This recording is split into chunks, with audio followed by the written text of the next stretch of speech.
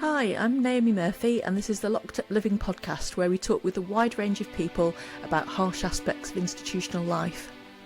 We also explore some of the ways to overcome them and to grow and develop. I'm David Jones. So join us every Wednesday morning, 6 o'clock UK time, for a fresh podcast. Good. Today we're joined by Alejandro Sanchez of the National Secular Society and Leeanne Morris, who's a researcher and trustee of the charity 15 Square. Really pleased you could both join us today. Welcome. Thank you. Thanks for having us. Hello, you two. I just wanted to mention at the beginning that throughout this conversation we're going to be talking about male circumcision without medical necessity. Because that's quite a mouthful, we'll just call it male circumcision, but we understand that sometimes there are medical reasons for circumcision. We're not talking about this group. Good. So can you tell us, both of you, a little bit about your backgrounds and the organisations you work for? Sure. Do you want to start, Leeanne?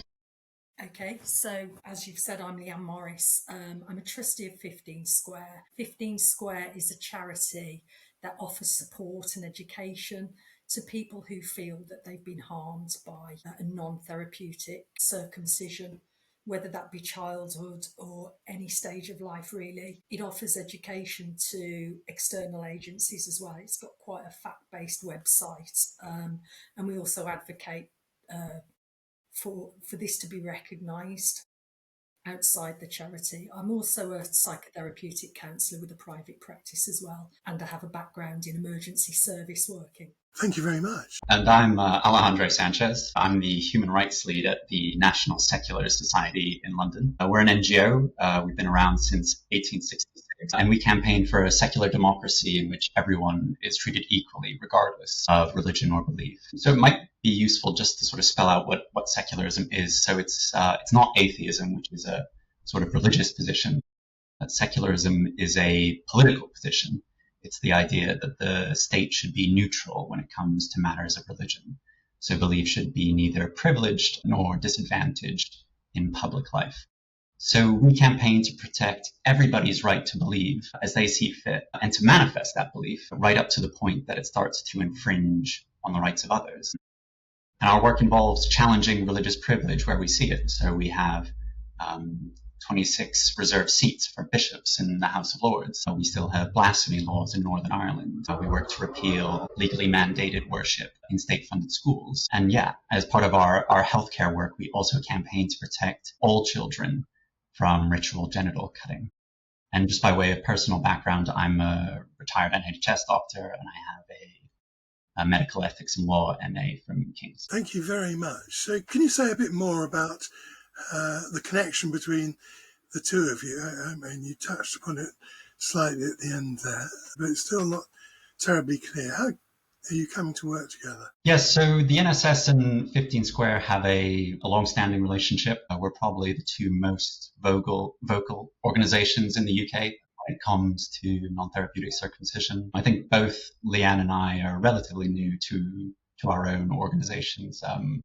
We met at 15 Square's AGM last year, I believe. That was the first time we met. But I already knew of her. She'd given an excellent presentation on some of her research on YouTube. And perhaps it might just be useful to sort of point out that we come at it from slightly different perspectives. So the National Secular Society is largely an advocacy group. So we are lobbying parliamentarians, whereas perhaps you'd like to go into it, Leeanne, but 15 Square is sort of more, as I understand, sort of providing support services for men affected by. That's exactly what we do. We offer peer support to people that feel affected by this. We're also looking to offer a counselling service, which is in its infancy, in conjunction with Staff's Uni. So we're building upon that at the moment. But it's not 24/7. However, emails, any calls into the service are answered by our chairperson, David Smith, who he's been involved with this for decades now. Like Alejandro said, I'm relatively new on the block, so to speak. But we very much support and education. And apologies, Leeanne, I did actually mean to say in the introduction that you were a psychotherapist as well, but I was so caught up in the fact that you'd done some research in this area, so I'm sorry for missing that out of the introduction. No problem. So you've touched upon this already in your little introduction to the National Secular Society, but is religion the main reason for male circumcision, or are there other reasons? There are other reasons. In the UK, it's almost exclusively religious. So we don't have any centralized figures, but we think there are probably several tens of thousands performed each year, predominantly in the Islamic and Jewish communities. So in Judaism, it's performed on the 8th day of life. It represents a covenant between the individual and God.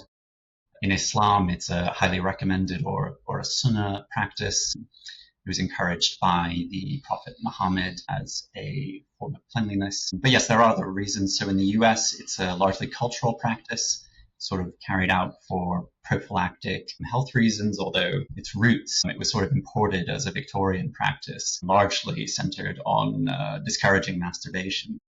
And just while we're on the US, you may have seen this week that RFK Jr. claimed that there was a link between non-therapeutic circumcision and autism. And while we think there are many good reasons to oppose non-therapeutic circumcision, that certainly isn't one. And then finally, turning to other parts of the world, it can be a sort of adolescent rite of passage. So South Africa would be a good example of that. And last year in 2024, there were over 90 deaths due to non-therapeutic circumcision in South Africa, with 11 penile amputations. So, yeah, the National Secular Society is opposed to all forms of medically unnecessary circumcision of children, so be it religious, the sort of US cultural or prophylactic, or these rite of passage circumcisions. So we recommend that the decision be deferred until the individual is old enough to decide for himself based on his own values. Yeah, and in Islam there's no set age, but the recommendation is it's done before the age of 12. So is it that much longer to wait until somebody turns to adulthood to be able to make the decision for themselves? But isn't it harmless? From my perspective, my understanding, I'm not a man, I haven't had this done. That's quite obvious being a female here in this interview. But in 100% of cases, you're taking away touch sensory erogenous tissue where there's touch sensory nerve endings, Meissner's corpuscles in 100% of cases. It varies then whether the frenulum's taken as well as to the degree, but that's just the physical aspect of it. My research then takes us into the psychological effects of it, where I think that's, again, my research represented one of the first of its kind to really start understanding the nuances of the lived experience of people trying to deal with this. And there being a real reluctance from the wider society to even acknowledge that this is something that can cause deep psychological wounds.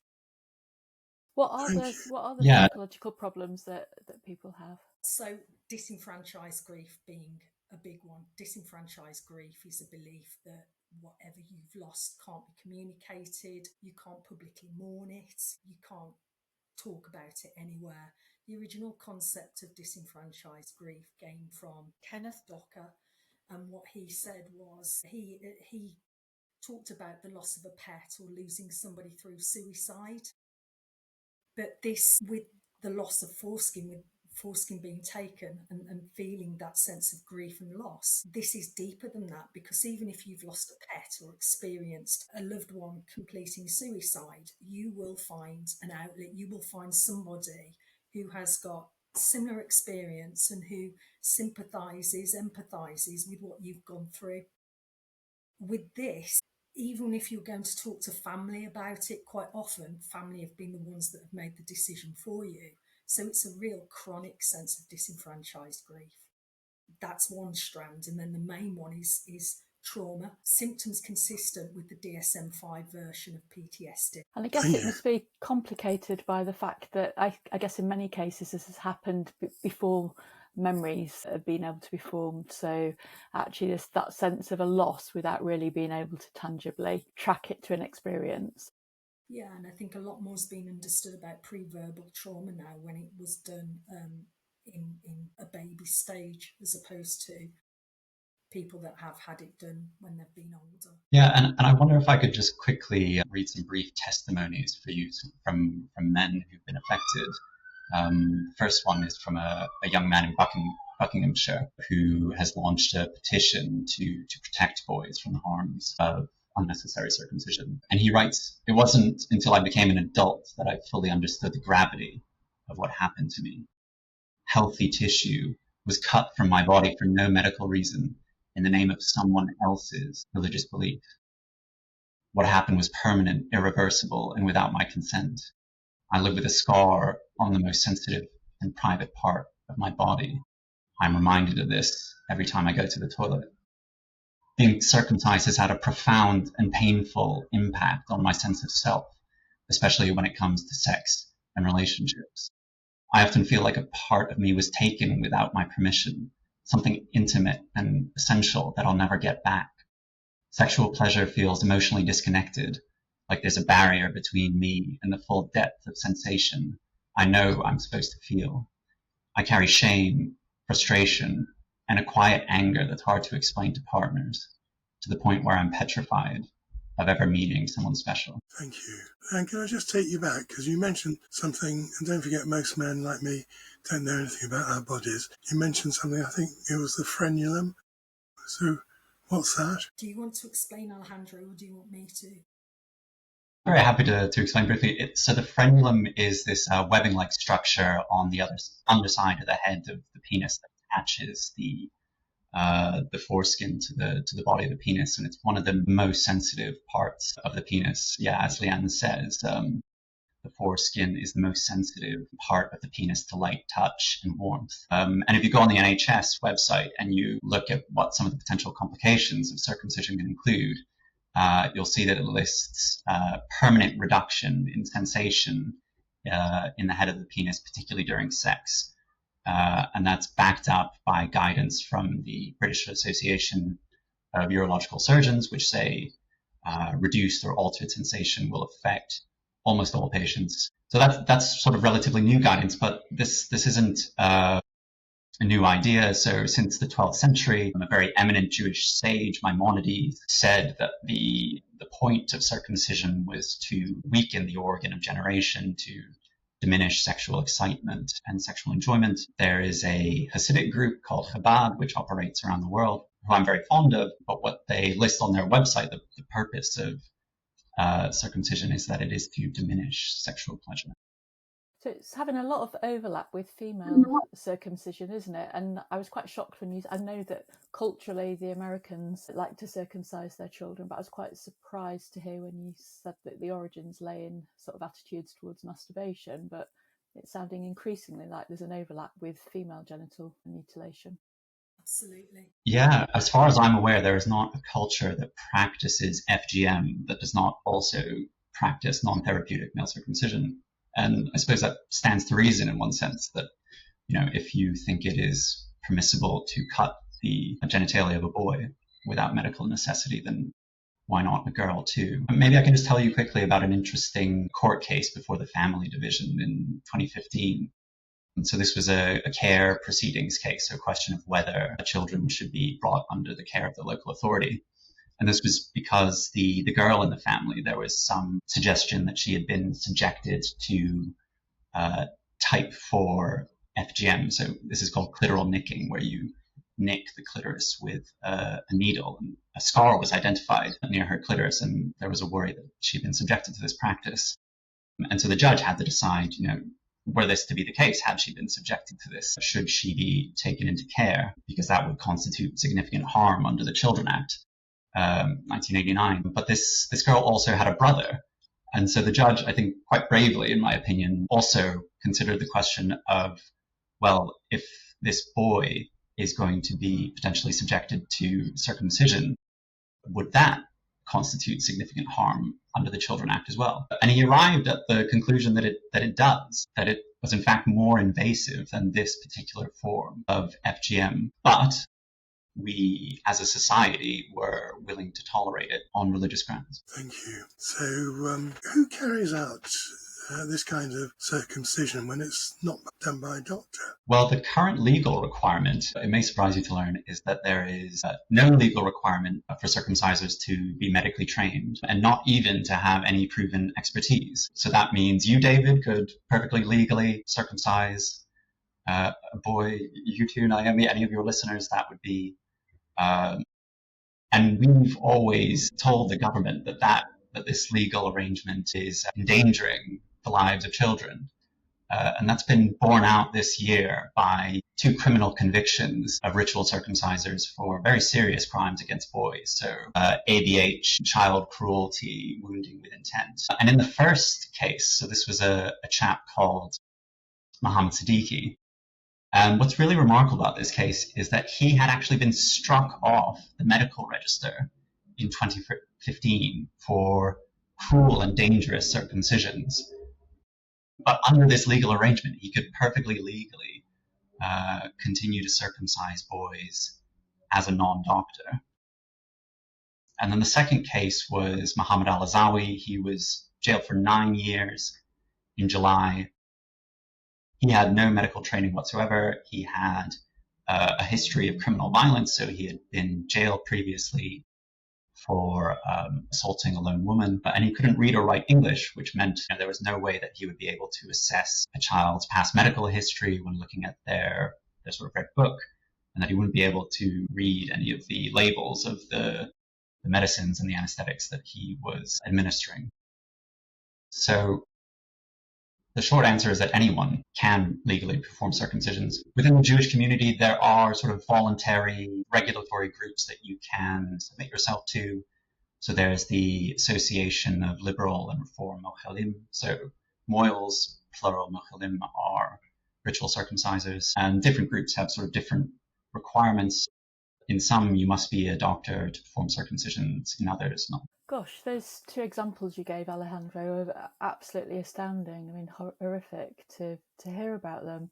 And I was going to ask you, should we be doing anything to make it safer, Leeanne? But I suppose I don't know whether you view that as a step towards a more satisfactory position, or whether that's just taking attention elsewhere. I think making it safer would be not doing it, personally. However, if somebody wants to make that decision over 18, where they can advocate for themselves. Yeah, I would say when it comes to children, we need to be taking a standard safeguarding and medical ethics approach. And that is to say that the welfare of the child must be the paramount concern, and any other consideration is secondary. Standard safeguarding principles in the medical arena tell us that we don't perform medically unnecessary surgeries on children.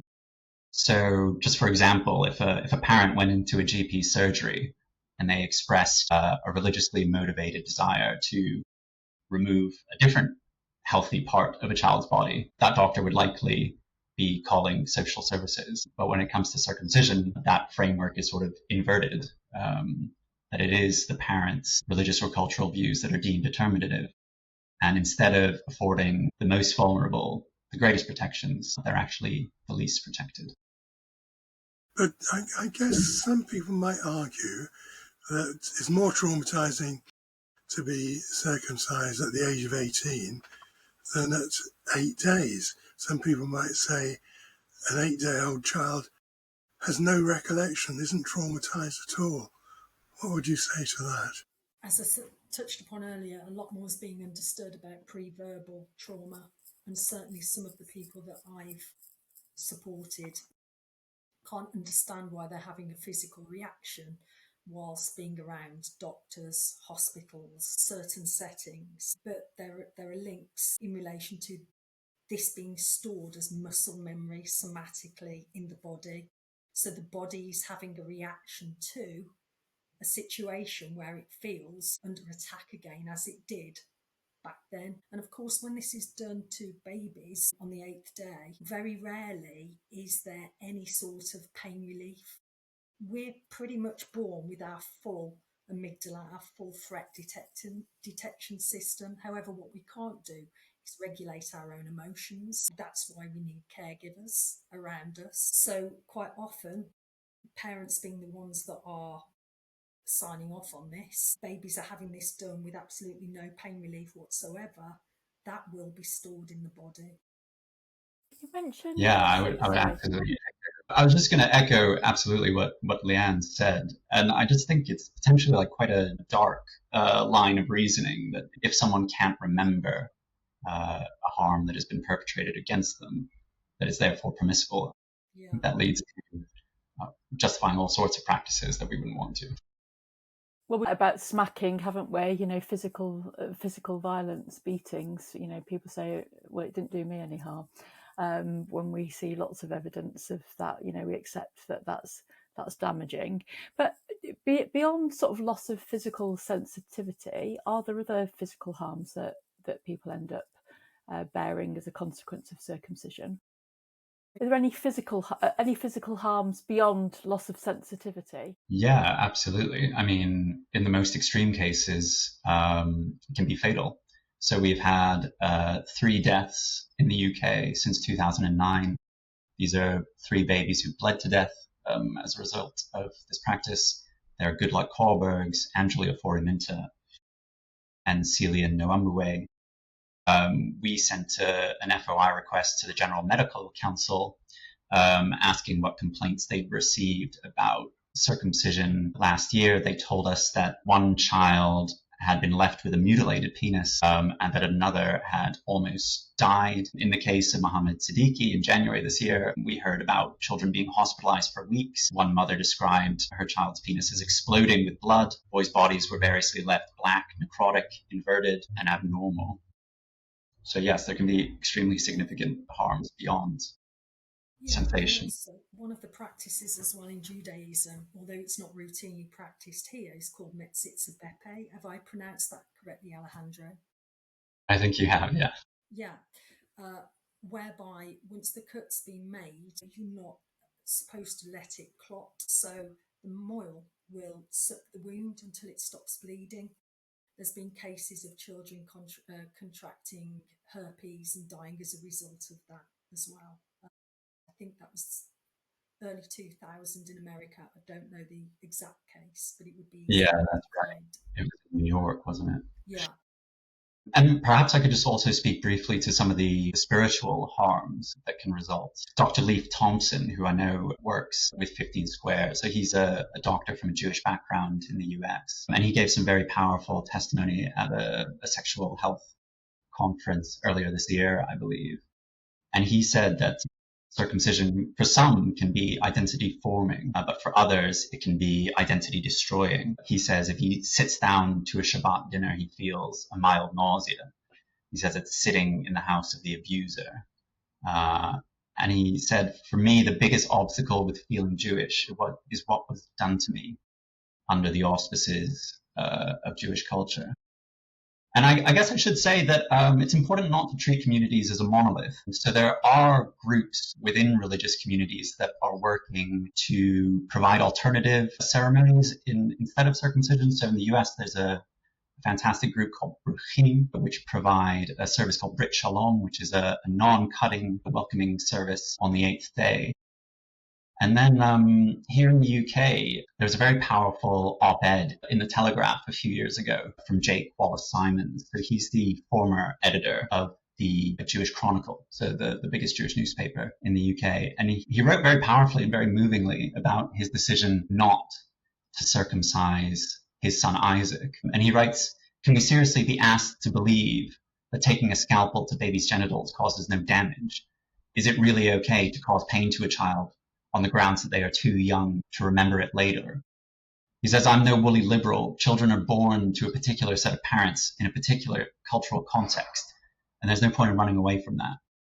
But in the final analysis, I am proud that my wife and I have not caused Isaac any unnecessary pain and have allowed him the freedom to decide.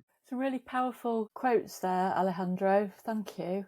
Really impactful. And I suppose we get a flavour from those quotes of how deeply it can affect people. I know maybe not everybody, but it can very deeply affect people. Leeanne, were there any other sort of mental health concerns that you found in the research that you completed? Attachment styles as well. A lot of people presenting with insecure avoidant attachment styles later on in life, because with this being done, how can they trust that anybody is ever going to have their best interests at heart? Also, in a lot of cases, even if both parents have made the decision together, mom is often the one that gets the blame. That first object relation, the first person that we quite often relate to at birth, they're the ones who set the tone for how we're going to relate to other people. And yeah, a real sort of insecurity that anybody's ever going to do right by them. So almost an avoidance of getting into a relationship or trusting peers even. Am I right in thinking from the conversation we had previously that there were cases where people had felt quite suicidal as a consequence of what had happened? Have I misremembered that? Yeah, so that's how I came into this research in the first instance. Through work that I did, I became aware that somebody had completed suicide and had cited the pain of their circumcision as the reason as to why they ended their life. I'll be honest, I was one of those people that thought circumcision was insignificant, not damaging, and I just thought it was a botched operation. So then when I came to do research for my master's and I was looking for something new to research, that's when I encountered 15 Square and learned that actually that was far more. That was a lot deeper than just a one-off botched operation. There was a lot of people who felt harmed by this procedure. So that is why I conducted my research in the first instance, almost to put right my ignorance. Yeah, and if I could just briefly add to that, there's an excellent BBC documentary on this subject from 2019 called Cut Too Far.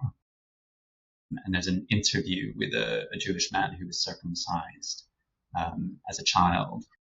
And he says, I can't get around why my parents would pay someone to damage their newborn child.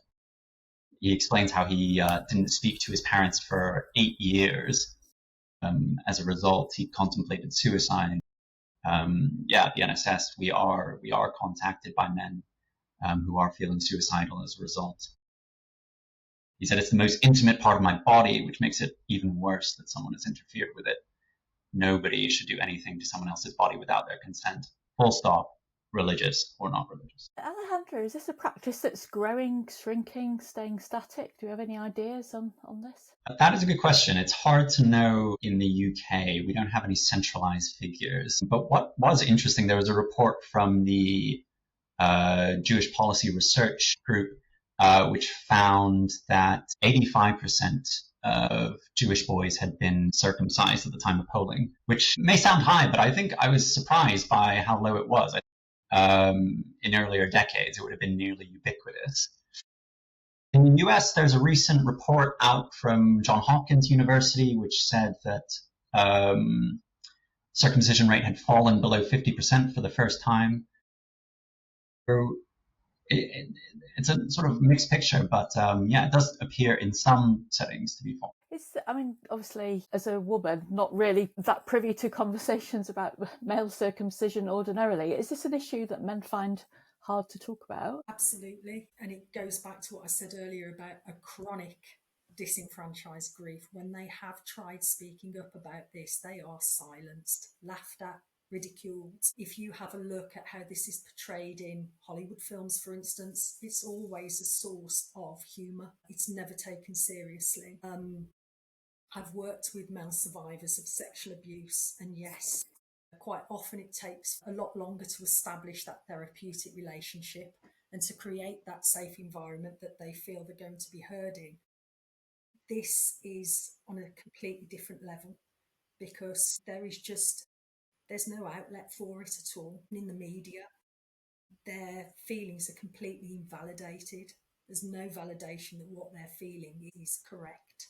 So I would be interested how many people actually don't come forward to talk about it and are carrying the weight of this around with them. David, is this something you've had many conversations about? Short answer is no. Never talked about it in my life. Yeah. Which I would expect is pretty typical. And I think when I start a conversation with somebody about this, they're horrified really when you start talking about the mechanics of what's being removed and the harm that this can do. Yet that discrepancy with how it's portrayed. Well, this is a very powerful and emotional subject. And also, perhaps the other side of that is that we know from other conversations we've had around sexual abuse and domestic violence that often society isn't very keen to hear accounts of male vulnerability. Is this something you've encountered? Yeah, absolutely, in terms of our campaigning work. So organizations variously take a sort of head in the sand approach. So either not wanting to talk about it, or as the government did in the House of Lords recently. So they acknowledged off the back of the Siddiqui case that unregulated circumcision was causing harm and trauma, but they were nonetheless have refused to do anything to address it. But yeah, the General Medical Council have been extremely reluctant to engage with us on this, the NSPCC, the Children's Commissioner. But I'm cautiously optimistic that we might be seeing a sort of change on this front. So men's health and well-being, it does seem to be having something of a moment recently. The first ever men's health strategy was launched recently. We have the newly created Center for Policy Research on Men and Boys. I think the 2 criminal cases this year have done a great deal to raise awareness on this case, about this practice rather. And finally, the Law Commission have hinted that they will be looking at reforming the law in this area. And I suspect I know the answer to this, but how well informed do you think the average therapist is to help a man struggling with the consequences of circumcision? Not at all, unfortunately. I'm contacted by men from all around the world who have sought help in relation to what they're going through. And quite often they've almost been, the worst case I've heard is where actually they've been kind of sniggered at, laughed at. But quite often the therapist will sort of try to take them down a different path, as if that can't be the only reason you're in therapy. There's got to be a deeper reason for it, which again, it just feeds into that invalidation and that disenfranchisement. It horrifies me. We can have a whole other podcast on the core conditions of counselling and whether unconditional positive regard should or shouldn't be a core condition. However, there is a lot to be said for having unconditional positive regard for your client that's in the room, and completely disregarding what somebody's saying to you about the source of their poor mental health is shocking. Yeah, the average counsellor, and I'll hold my hand up, I was that ill-informed counsellor, not that I've ever taken, well, I'd never had a client present with this anyway before the research that I conducted. But yeah, the average counsellor, psychologist, psychotherapist is just not circumcision trauma aware or circumcision grief aware. I hope we'll start seeing that turn. Well, that certainly mirrors my pretty lengthy experience as a psychotherapist, having never talked about it. Often it seems to me that such things as this bringing into the light, which is what you're doing. Yeah. There's a very clear stance on female circumcision in the NHS. What's the BMA's attitude towards male circumcision, Alejandro? Was this something that you'd brushed up against whilst you were working in the NHS? It's not something that I encountered while I was working with the NHS. But yes, the British Medical Association do have guidance on non-therapeutic circumcision. And I think the fact that they do have this sort of standalone policy on circumcision demonstrates that it is something of a medico-ethical anomaly. They could very easily say that standard safeguarding principles and medical ethics apply. So that would tell you that the most vulnerable require the greatest protection and that child welfare should be paramount. And there's no way that you could conclude that non-therapeutic would be permissible with that as your starting point. But with that said, yes, they do have guidance. They recommend performing a best interest test where essentially the parent's religious or cultural views will be determinative. I suppose if I were looking for some positive points in 2019, they said that the health benefits of circumcision are not a justification by themselves. They've increasingly recognized the harm that circumcision can cause between the individual and their parents, as well as the medical profession. They also recognize the harm of not being able to choose. to make important decisions about your own body based on your own values. And their most recent guidance introduces the idea that doctors should discuss the possibility of deferring the decision until the individual is old enough to decide. Thank you. You've both given us some really powerful and, emotionally impactful quotes and examples during the course of this interview. Has it been emotionally difficult to do the work that you're doing? And how have you coped with this? If I answer first, obviously I've already said, and you can see I am a woman, so I get to step out of this. It's not something that I have to live with 24/7. I'm not carrying a physical scar of what this has done. My experience is vicarious, so I do get to almost close the door on it and carry on with other aspects of my life. I like going to Wales and I've got dogs, so that's kind of my self-soothe and self-care. So from a personal perspective, I can't say that I've found it emotionally difficult. I don't know if that's stoicism or emotional repression. I think I just feel very strongly motivated to safeguard children and to uphold their rights, and so that's what keeps me going in this arena. And cats, by the looks of things, Alejandro. And cats, yes, they're probably lurking somewhere around. Thank you very much for coming on and having this conversation. Really, really interesting and informative, although I have to say also I found it really quite shocking and upsetting at times. Thank you for hosting us. Thank you for having us. To get this out there. Absolutely. Thank you. Thank you indeed. We're very grateful to you both for coming on and telling us about this rather neglected subject. Thanks, David.